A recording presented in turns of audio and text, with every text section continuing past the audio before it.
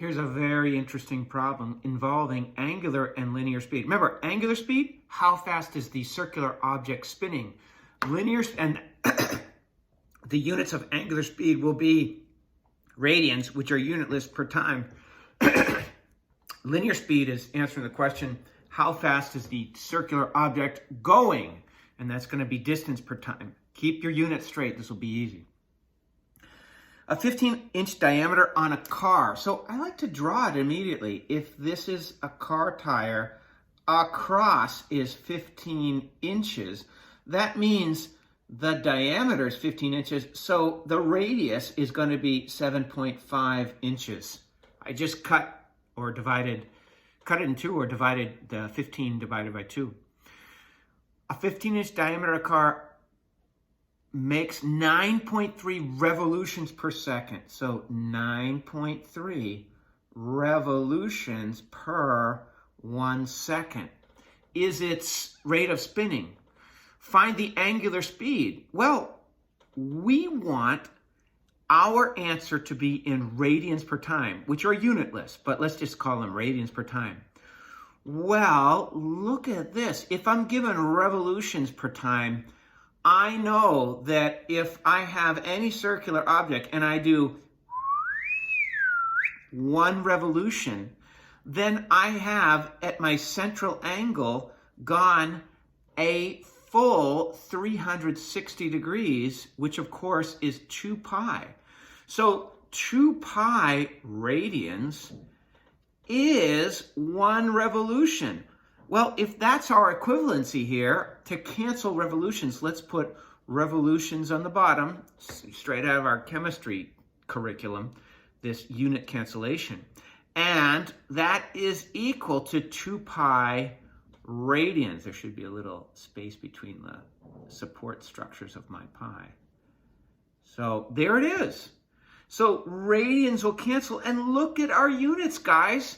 We have 9.3 times 2 here gives us about 18.6 pi radians per second. That's angle per time.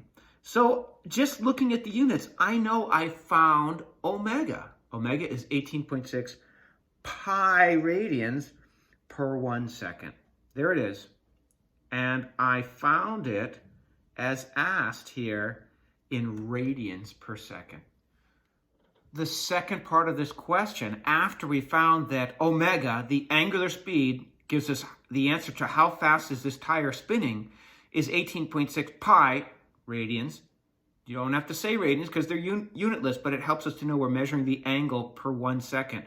Find the linear speed of the car. Let's find this in inches per second.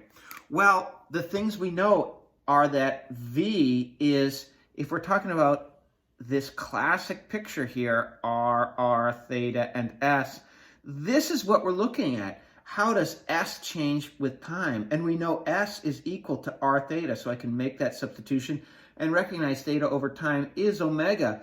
So I need to know that the V is equal to R times omega.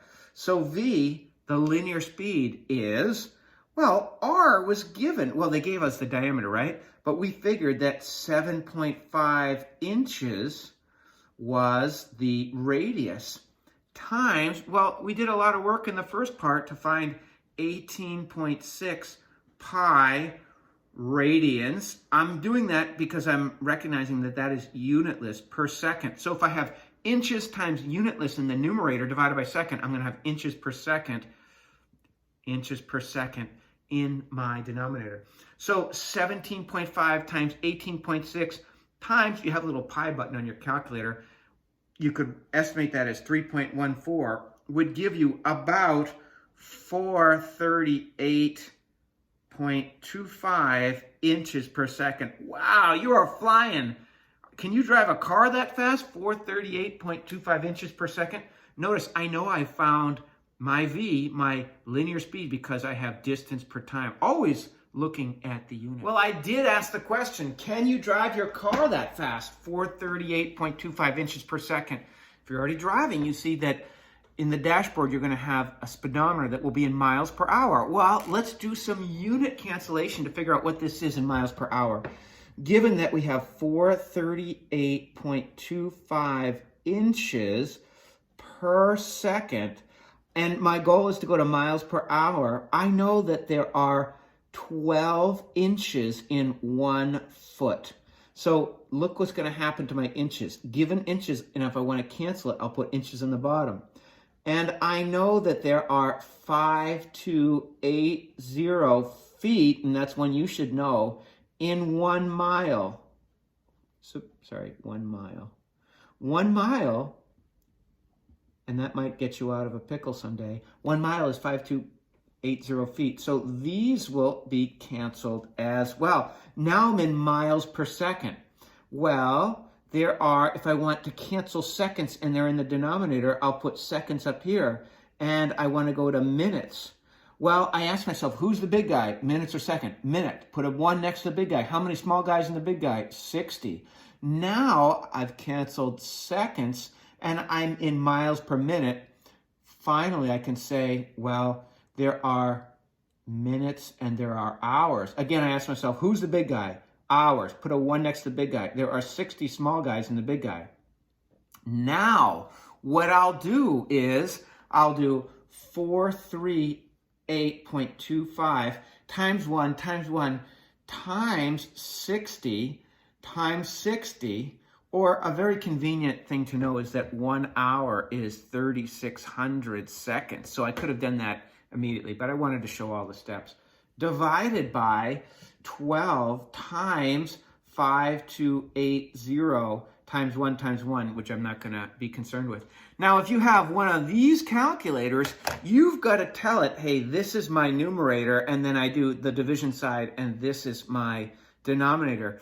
If you have a graphing calculator, there's a button I love to use. It's called Control Division, and it will bring up this division sign here. That's one of my favorites. So when I do this in my calculator, I get 24.9 miles per hour. So can your car do that? Certainly it can, and then some. But that's a more useful number to us, right? What's the linear speed? I just want to remind you that if you're given revolutions per time, you're so close.